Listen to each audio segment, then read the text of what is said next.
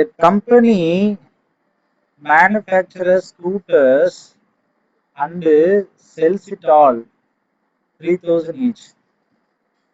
என்னங்க தானுங்க? S. illustration 14. A company manufactures scooters and sells it.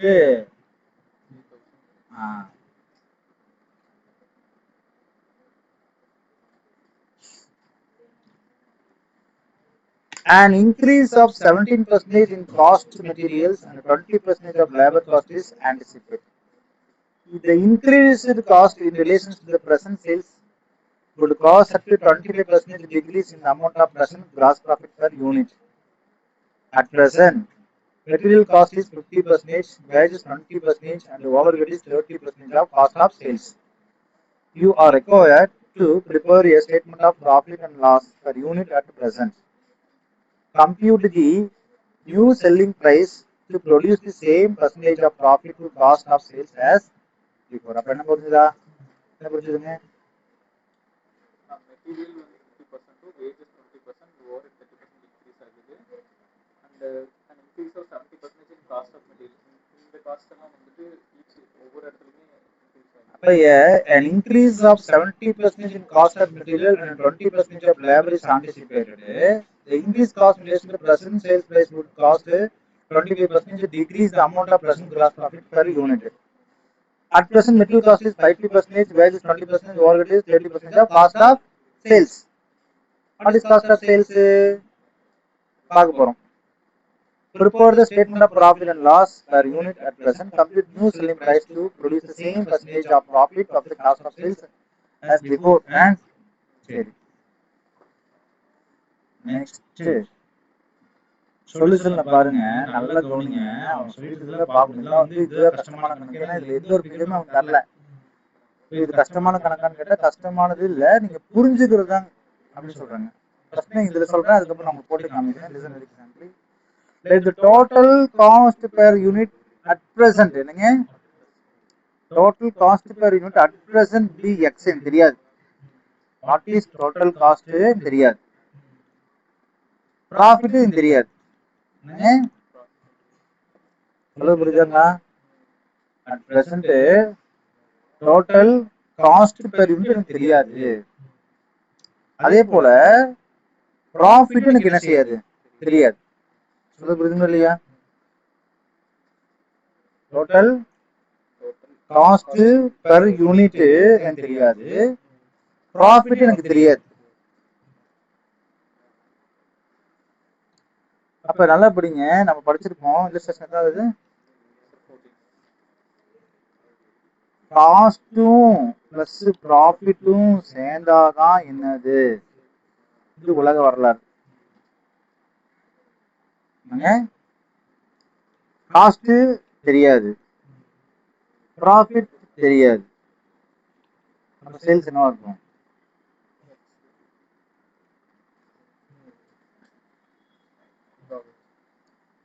எக்ஸ்ன்றது total cost, ஒய்ன்றது total profit.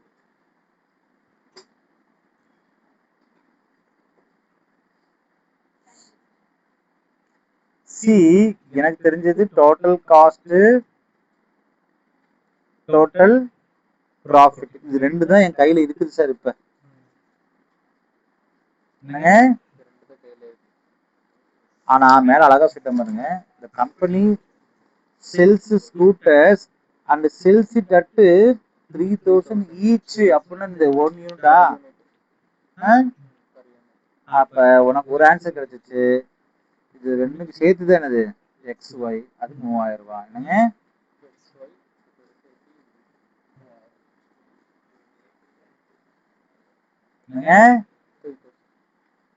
Current கிடைச்சிச்சு. எங்க நான் இதை கண்டுபிடிக்கல. அப்ப வந்து எக்ஸும் ஒய்யும் சேர்ந்து சேல்ஸ் தான்.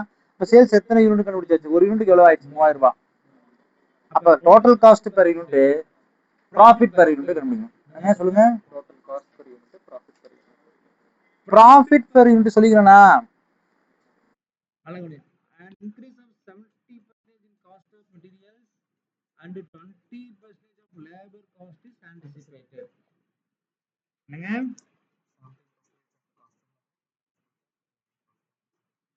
increased cost in relation to present sales price would cause to 25% decrease in the amount of gross profit per unit. அதனால கவனிக்கணும். At present என்னதான் கேக்குறீங்க? At present என்னெல்லாம் இருக்குது? மெட்டீரியல் காஸ்ட் எவ்வளவுங்க? சொல்லுங்க. 50%. வேஜஸ் எவ்வளவு? 20%. ஓவர்ஹெட் எவ்வளவு? 30% ஆஃப் காஸ்ட் ஆஃப் சேல்ஸ். சொல்லுங்க. அப்ப நல்லா கவனிக்கணும். இங்க நல்லா கவனிச்சீங்கன்னா தான் புரியும், இல்லாட்டி புரியாது. மெட்டீரியல் வந்து at present சொல்றேன். At present எவ்வளவு? 50% of x. X what is x? Cost. Total காஸ்ட்ல 50% டோட்டல் காஸ்ட் இதெல்லாம் சேர்த்து தானே டோட்டல் காஸ்ட். அப்போ ஒரு கேள்வி வந்துச்சு, வாட் இஸ் டோட்டல் காஸ்ட் அப்படிங்க போடுறேன். Very good. சொல்லுங்க. Very good. என்னங்க இதுல என்னெல்லாம் வரும்? மெட்டீரியல்,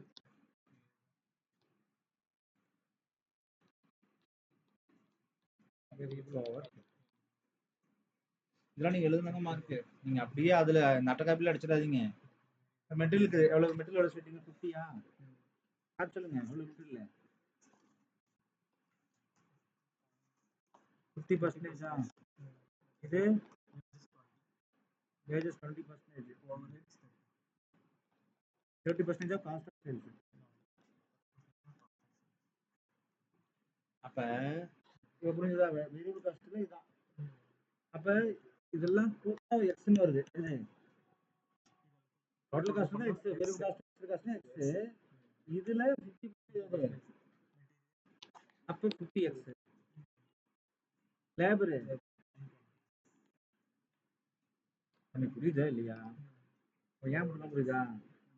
அப்ப காஸ்ட் ஆஃப் சேல்ஸ் இதான காஸ்ட் ஆஃப் சேல்ஸ் ஒரு பொருள் ஒரு ஆர்டர் காணது. அது 100 வந்துச்சா? எனக்கு புரியுதுங்களா இல்லையா? ஏன் எடுத்தேன்னா டோட்டல் காஸ்ட் எக்ஸ். அப்ப எக்ஸ்ல இது 50%, எக்ஸ்ல வந்து 30%, எக்ஸ்ல வந்து இது 30%. கிளியரா? சரி, இப்ப எக்ஸ் கிடைச்சிச்சு. இது வந்து பிரசன்ட் காஸ்ட் ஸ்ட்ரக்சர். என்னங்க புரிஞ்சுங்களா? இது வந்து ஆன்டிசிபேட் காஸ்ட் ஸ்ட்ரக்சர்ஸ் வந்து இன்க்ரீஸ் ஆகுதுன்னு சொல்றான். நான் சொல்லல, அவன் சொல்றான். Increase 70% cost of material, 20% labour cost is anticipated. ஆன்டிசிபேட்டட்னா ஃபியூச்சர்ல. சொல்லுங்க. இப்போ ஃபியூச்சர்ல என்ன நடக்கும்? ஆன்டிசிபேட். இது ஆன்டிசிபேட். என்ன நடக்குது? 0.50 இல்ல எத்தனை பர்சன்டேஜ் இன்க்ரீஸ் ஆகும் சொல்றான்? 70%. Point plus 0.85. புரியுதுங்களா? 20% எவ்வளவு இன்க்ரீஸ் ஆகும் சொல்றாங்க? 0.20ல ஆன்டிசிபேட் பாருங்க. ஆன்டிசிபேட்ல எத்தனை பர்சன்ட்? கணக்கு தான் பாருங்க. கணக்கு ஆன்சர் பாருங்க. கணக்கு எடுங்க. கணக்குல கணக்கு இது என்ன? அதுல பாருங்க 70%. அண்ட் ஆன்டிசிபேட் எவ்வளவு ஆகுது? இன்க்ரீஸ் எவ்வளவு? நல்லா படிக்கல, நல்லா கவனிக்கணும். And increase 70% in cost of materials. 70% increase ஆகுது. பிரசன்ட்ல இருந்து என்ன செய்யுது? பிரசன்ட் கண்டிஷன்ல இருந்து ஃபியூச்சர் கண்டிஷன் எவ்வளவு ஆகுது? 20% lost of labour. Labour already present எவ்வளவு தான் இருக்குது? 20x தான் இருக்குது. இது வந்து எவ்வளவு இன்க்ரீஸ் ஆகுது? 20%. அப்ப பிளஸ் 0.24. கிளியரா? அடுத்தது திருப்பி கணக்கு தான் வரணும். சேல்ஸ் பிரைஸ் என்ன ஆகுது? ஏன் டிகிரீஸ் ஆகுது? எவ்வளவு இருக்குது ஆல்ரெடி சேல்ஸ் பிரைஸ் உங்களுக்கு?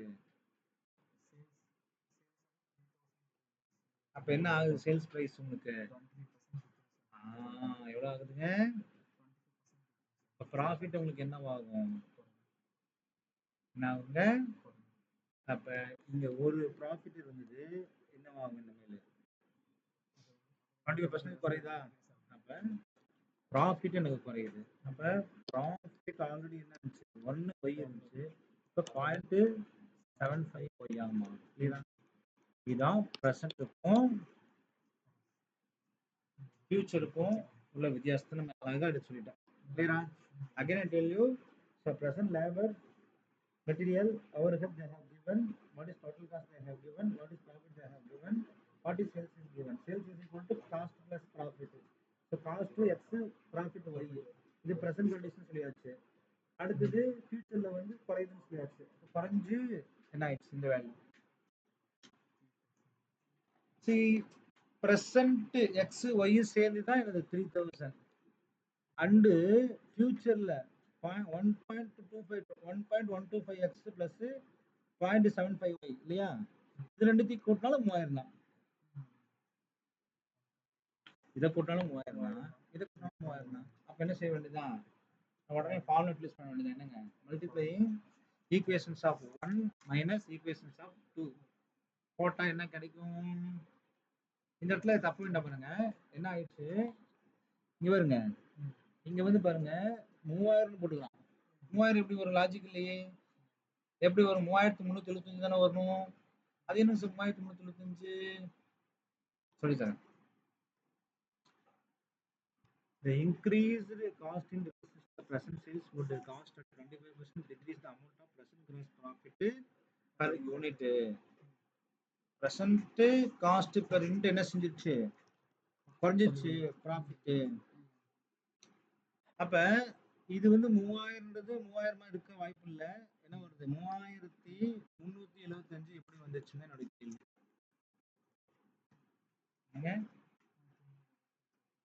எஸ், 3375 எப்படி வந்துருச்சு. சரி, அதை நான் சொல்லித்தரேன். உங்களுக்கு அது சொன்ன இப்போ புரியாது. 10 நிமிஷத்துல நான் உங்களுக்கு 3375 எப்படி வந்துச்சுன்னு என்ன செஞ்சிருவேன், சொல்லித்தரேன். அதுக்கு முன்னால computation of new selling price போனால் தான் உங்களுக்கு தெரியும் அந்த ஆன்சர். 3375 எப்படி வந்துச்சு தெரியும் உங்களுக்கு. பாருங்க, 2000 அதாவது computation of new selling price to get same percentage of profit on sales. See, இங்க 3000 சொல்லியாச்சு. 3000த்துல எத்தனை பர்சன்ட், 25%, 750 குறையுது. பட் எத்தனை யூனிட்ல இங்க யாருமே கொடுக்கல என்னங்க. ஆனா statement showing profit or loss per unit நம்ம கண்டுபிடிக்கலாம். சரி, எப்படிங்க சார் 2000 போட்டீங்க. அப்ப ஃபர்ஸ்ட் பிரசன்ட் கண்டிஷன் நான் சொல்றேன், அதை வச்சு நம்ம ஃபியூச்சர் கண்டிஷன் போக முடியும். இந்த ஈக்குவேஷன் பாருங்க 0.375 என்னங்க, இது அடிக்கிறோம் என்ன ஆயிரும், இந்த பிளஸ்க்கு பிளஸ் மைனஸ் ஆயிரும். அதாவது ஈக்குவேஷன்ஸ் பண்ணும்போது பாத்தீங்கன்னா என்ன ஆகும்னா ஒரே இதுல அப்ப பிளஸ்னா இங்க மைனஸ்னா எல்லாத்துலயும் மைனஸ் போட்டே வரும். இங்க மைனஸ்னா இங்க மைனஸ், இங்க மைனஸ். அப்படி பார்க்கும் பொழுது இது அடிச்சிடும், பிளஸ் மைனஸ் அடிஞ்சு போயிடும். 1.125 என்னங்க, 1.125 மைனஸ் 0.75 how much, 0.375. அப்ப 3375 இருந்து 3000 கழிஞ்சா 375. 375 வகுத்தல் 0.375 போட்டா 1000 rupees வந்துச்சு. அப்ப y is equal to 1000. y is equal to 1000 னா x plus profit x plus y is equal to 3000 சொல்றீங்க. அப்ப y என்ன ஆயிடுச்சு, 1000 கழிச்சு x தான் இருக்கும் 2000. அப்ப x தான் என்னது, டோட்டல் காஸ்ட் பெர் யூனிட். அப்ப டோட்டல் காஸ்ட் பெர் யூனிட் என்னது 2050. லேபர் பவர் டோட்டல் காஸ்ட் எவ்வளவு, 2000. ப்ராஃபிட் எவ்வளவு, 1000. 3000. கிளியர் ஆயிடுச்சா, புரியுதுங்க இல்லையாவே. ஆனா சார் நீங்க அதெல்லாம் சொல்லிட்டீங்க, இந்த 3375 எப்படின்னு சொல்லலையே அப்படின்னு ஒரு வார்த்தை எனக்கு கேட்கலாம். வெயிட் பண்ணுங்க, நான் சொல்லித்தரேன். இந்த 3375 தான் மேட்ரு. சரி, ஃபர்ஸ்ட் இது முடிஞ்சிச்சுல, அப்புறம் பர்சன்டேஜ் ஆஃப் ப்ராஃபிட் சேல்ஸ் எல்லாம் வந்துடும். இந்த நியூ செல்லிங் பிரைசஸ் அது 2000 வச்சு நான் சொல்லித்தரேன். சார் 2000 வச்சு நான் சொல்லித்தரேங்க சார். 2000 அதுதான் காஸ்ட் போயிட்டு நியூ செல்லிங் 2070 லேபர் போட்டா 2250 வந்துடும். அப்புறம் நம்ம கண்டுபிடிச்ச செல்லிங் பிரைஸ் தான் எவ்வளவு, 3375 அங்க சொல்லியாச்சு. அப்ப டிஃபரெண்ட் கண்டிப்பா என்ன வரும், 1125 தான் வரும். அப்ப நீங்க பாத்தீங்கன்னா இப்பதான் கேள்வி காஸ்ட் ப்ராஃபிட் சேல்ஸ். சரி, காஸ்ட் வந்து 2250 சார், ப்ராஃபிட் வந்து இங்க சொல்லிட்டீங்க காஸ்ட் ஆஃப் சேல்ஸ்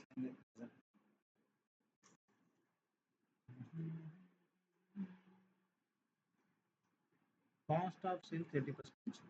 என்னங்க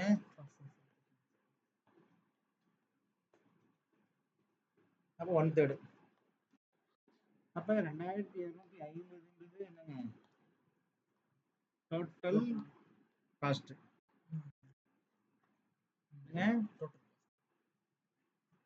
ப்ராஃபிட் எவ்வளவு 1125. அவர் 1125 வகுத்தல் 175 into 100. அப்ப சேல்ஸ் எத்தனை பர்சன்டேஜ்ங்க 0.33. ஆனா அங்க நம்ம கண்டுபிடிச்சோம் இல்லைங்களா இங்க பர்சன்ட் 1000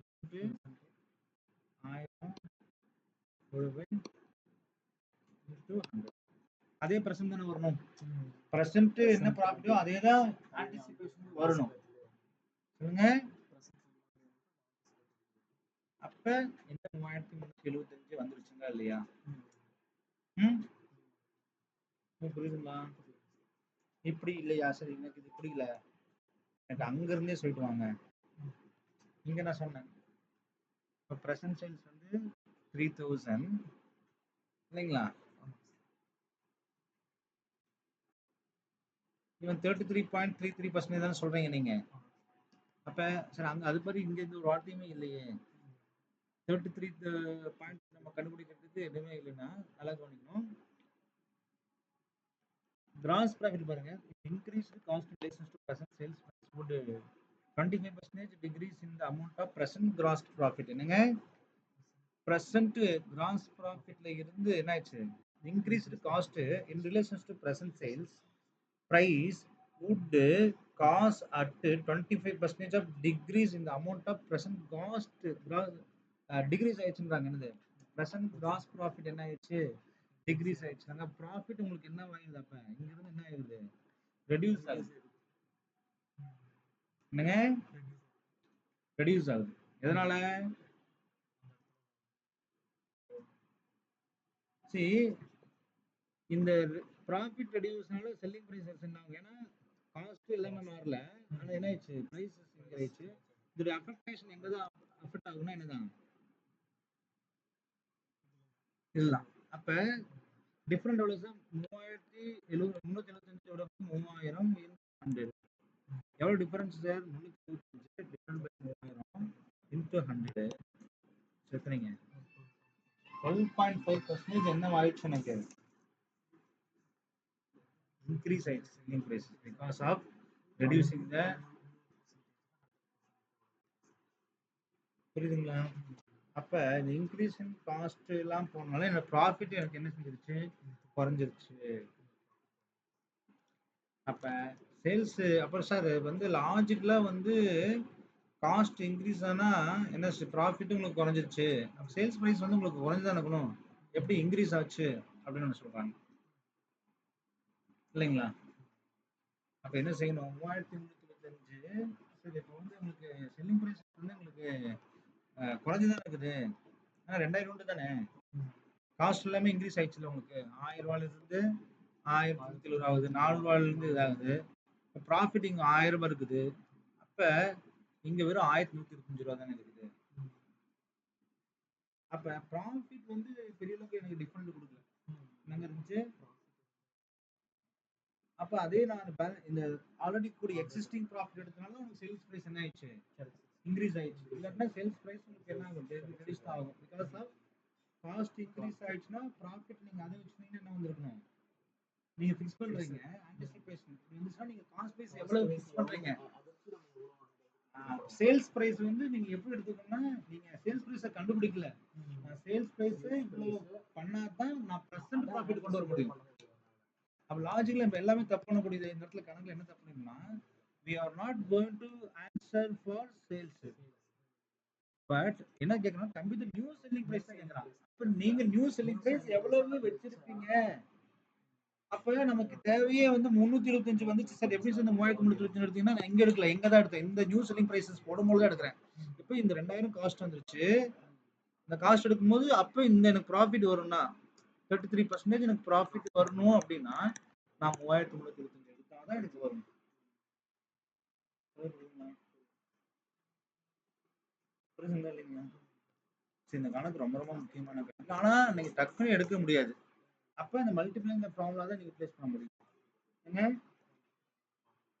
எஸ். இந்த 3000 நீங்க எடுத்தீங்கன்னா இப்பதான் உங்களுக்கு என்ன செய்யும்? ஆன்சர் வரும். சரி, புரியுதுங்களா? ம்? அப்ப இங்க 3000 இருக்குது, இங்க 3000 இல்ல 3375. புரியுதுங்களா இல்லையா? இதை வந்து இன்னொரு விதத்துல போட்டு பார்த்தாலும் சில பேர் போடுறாங்க, அது எப்படின்னு தெரியல. 3000 இன்டூ 75 2000. பாத்தீங்களா? ப்ராஃபிட் வந்துச்சு பாத்தீங்களா? எங்களுக்கு 2000. அப்ப 3000 என்பது இன்டூ 0.75.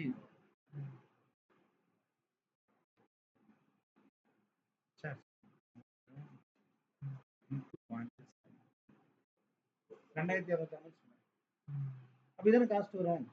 3000த்துல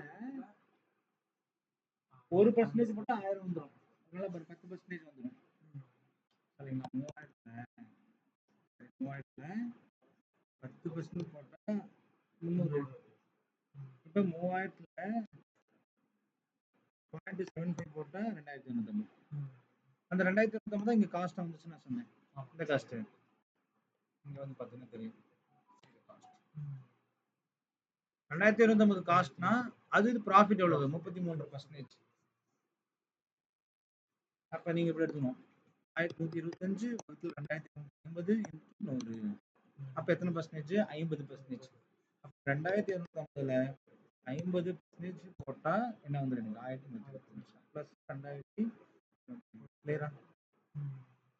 இந்த 325 தான் அங்க வந்திருக்கும். அப்ப இப்படி நம்ம டைரக்டா என்ன செய்யலாம்? ஆன்சர் போடலாம். என்னங்க? ஆன்சர் இவ்வாறும் போடலாம். ஏன்னா இது ஒண்ணு தானே, இது ஒண்ணு இது ஒண்ணு சேர்ந்து தானே இது. Cost plus profit. சரி, இங்க ப்ராஃபிட் பர்சன்டேஜ் சொல்லிக்கிறானா சார்? இங்க சொல்லிக்கிறான். அட் பிரசன்ட் இங்க எங்க சொல்லிக்கிறானா? சொல்லவே இல்லை எங்கேயுமே. காஸ்ட் பர்சன்டேஜ் பத்தி என்ன செய்யல. ஆனா அட் பிரசன்ட் மெட்டல் காஸ்ட் சொல்லிட்டோம் 20, wages, overhead is 30% of cost of sales. என்னங்க? Cost of sales 30%. அப்ப நம்ம போட்டாச்சு காஸ்ட் ஆஃப் சேல்ஸ் வந்து. அப்ப இதுதான் டோட்டல் காஸ்ட். அப்ப 2000 யூனிட் இருந்தாதான் ப்ராஃபிட் என்ன செய்யும்? இந்த பர்சன்டேஜ் வரும். புரியுதுங்களா? 2000 யூனிட் நீ ப்ரொடியூஸ் பண்ணாதான் உனக்கு ப்ராஃபிட் எக்ஸாக்டா எல்லாமே கரெக்டா வரும். அப்ப சேல்ஸ்ல எத்தனை பர்சன்டேஜ் ப்ராஃபிட்? 33%. 33.33% ப்ராஃபிட்னு அவங்க என்ன செய்யறாங்க? வந்துட்டு கண்டுபிடிச்சிடறாங்க. ஸோ இதுதான் இந்த ஆன்சர். கிளியரா வந்துச்சுன்னு நினைக்கிறேன். மற்றபடி இது ஒண்ணுமே கிடையாது.